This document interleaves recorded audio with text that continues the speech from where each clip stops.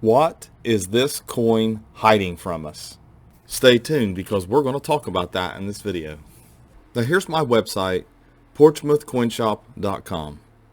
And here's the URL up here if you are interested in looking at the coins we have on the site. And I do have a lot of new coins up. I put a lot of graded coins up. So we have some raw coins coming up here. Some real nice choice coins. So as you're looking through coins, a lot of times all we see is the price or what grade it is in the plastic, and it's kind of generic. But I want to point out something here, as I showed you in the introduction. Here is an 1805, and it's a Draped bust, $50. Now this coin hides a lot of information. It has a lot of history, a lot of information behind it. But what's it hiding? What secrets can we glean from looking at a coin like this? What does it mean? I mean, we all know that in 1805, Thomas Jefferson's president, Vice President's Aaron Burr. We can go through and see the history. You know, the U.S. Mint in Philadelphia, I mean, they were, making these coins. And we can also look and see how much wages were in 1805. I mean, it's kind of interesting to note, how much things cost back then, and inflation at 1.4%. I mean, if that's the average, so you're talking a dollar being worth 4% of a dollar in 1805 today. I mean, basically the buying power. So $100 in 1805 is equivalent in purchasing power to about $2,263.91. So you can look at all of that kind of history. But what about the history that most people don't hear about? I love local history. Portsmouth, Ohio was founded in 1803. So this coin was minted 2 years after the founding of Portsmouth, Ohio. And that's kind of cool because that means Portsmouth existed before this coin existed. And that's kind of a long time ago to me. I mean, that's getting back there. You're getting back to the beginnings. And then local history to me, when you look at it, like in our area, Tecumseh hunted around here and fought around here. He lived in this area. He lived up around Xenia, Ohio, the Chillicothe area. And then in 1805, that's when his Confederacy came to be. Him and his brother. It's a unique history that you don't hear a whole lot about. I mean, most people know Tecumseh around here, but it's not something that everybody knows the details about. And it's a very interesting history. And it happened right here. And it was a huge deal, still fighting against a power an America that was literally larger than what people would realize once they went to the big cities, New York and all. And, when I look at, here's a map of Ohio in 1805, and you think about this coin and you wonder, did it ever make it here to Portsmouth, Ohio at one time? It circulated a little bit, but it was pulled pretty close because it's an extra fine 40.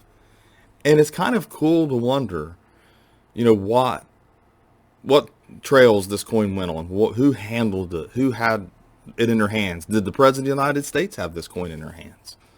Did some crazy way, did this 50-cent piece make it in this area? Maybe when Tecumseh was, battling, because when he died in 1813 in the Battle of Thames, they did a lot of trading. I mean, would 50 cents be too much money for trappers and traders? And, who knows? Someone could have had this coin.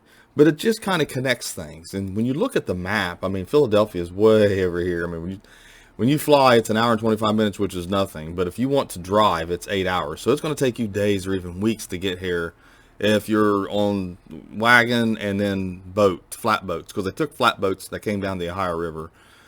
But this coin emerged during when the transition from when the indigenous people of my area were being pushed out. And it's an interesting time. Like I said, I've got my own opinions on the time. It's kind of sad to me. But the point of it is that this coin kind of represents a little bit of that to me. When I hold it in my hand and I look at it and I think of all the people that could have handled this coin, owned this coin, and collected this coin. It's just neat to me to wonder, because it took fingers, okay? a lot of fingers and a lot of cash drawers to wear this coin down to where it's at. And then not only that, when you're holding these coins also, you're looking at potential die pair that's different, like the Overton. If you don't know what Overton is, you can come over to PCGS and you can see the complete Overton, a 30-year quest for 453 cap bust half dollars. Basically, he wrote the book. You know, it was the guy who mapped out the die pairs and things like that. But yeah, you can find the hidden varieties. It's not on this label. There's no varieties on it or anything like that. So it's kind of cool to think, you know, all the little secrets that this coin, if it could talk, literally, if this coin could talk, I mean, what would it tell you? Well, what hands, who first touched this coin? What mint employee first touched this coin?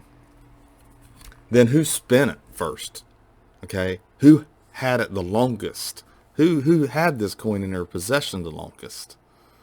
You know, and it's just, in all the questions, if some way there was that things could be recorded on a coin where you kind of play it back like history, that would have been one of the neatest things, if there was a way that somehow it's recorded in the atoms and the quantum level on this coin, and then one day maybe we can tap into it and kind of read and see and watch what this coin went through all of its life. That's kind of profound to me. But anyways, guys, just a little different video I just wanted to share. Anyways, thanks for watching my latest video. Please, if you like this video, hit the sub button and let me know about it in the comments, and have a great day.